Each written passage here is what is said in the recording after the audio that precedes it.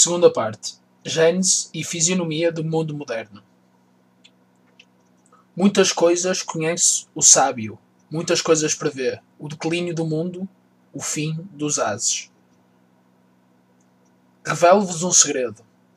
Eis o tempo em que o esposo coroará a esposa. Mas onde está a coroa? Para o norte. E de onde vem o esposo? Do centro, em que o calor gera a luz e se dirige para o norte, em que a luz se torna resplandecente. Ora, que fazem os do meio-dia? Adormeceram ao calor, mas acordarão com a tempestade e entre eles muitos ficarão assustados até à morte. Entre o método usado na primeira parte da presente obra e o que agora iremos seguir, há uma diferença que é conveniente salientar. A primeira parte tinha um caráter morfológico e tipológico. Nela, tratava-se sobretudo de extrair de testemunhos diversos os elementos que melhor permitam precisar no universal e, portanto, supra-historicamente, a natureza do espírito tradicional e da visão tradicional do mundo, do homem e da vida. Assim, podia-se descurar o exame da relação entre os elementos escolhidos e o espírito geral das diversas tradições históricas. Os elementos que no conjunto de uma tradição particular e concreta não são conformes ao puro espírito tradicional, por isso mesmo podiam ser ignorados e considerados como não tendo influência no valor e no sentido dos outros. Nem sequer se apresentava o problema de ver até que ponto certas posições e certas instituições históricas eram tradicionais no espírito e até que ponto eram apenas na forma. Agora, a nossa finalidade é diferente.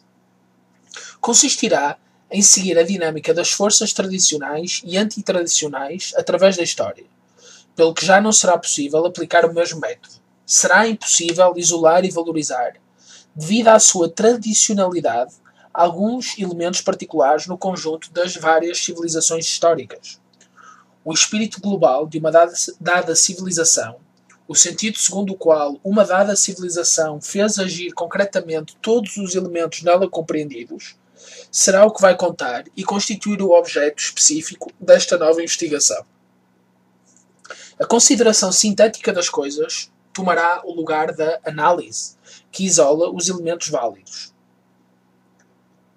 Tratar-se-á de descobrir a dominante dos diversos conjuntos históricos e de determinar o valor dos vários elementos, não em absoluto e em abstrato, mas sim de acordo com a ação por eles exercida no conjunto de tal ou tal civilização.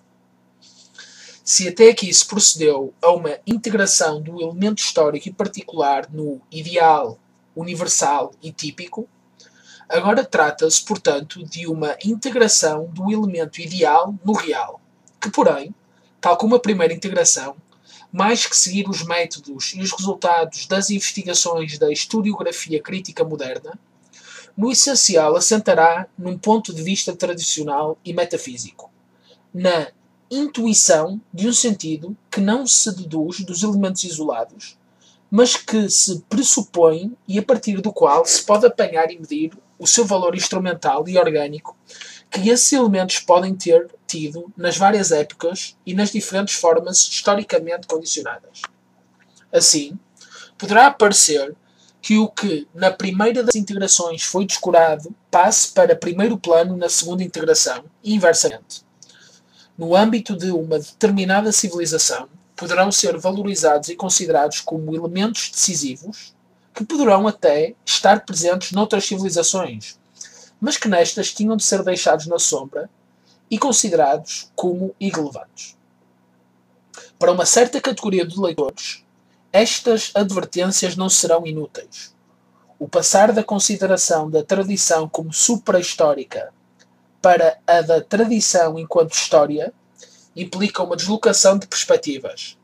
Faz com que os mesmos elementos possam assumir precisamente valores diferentes.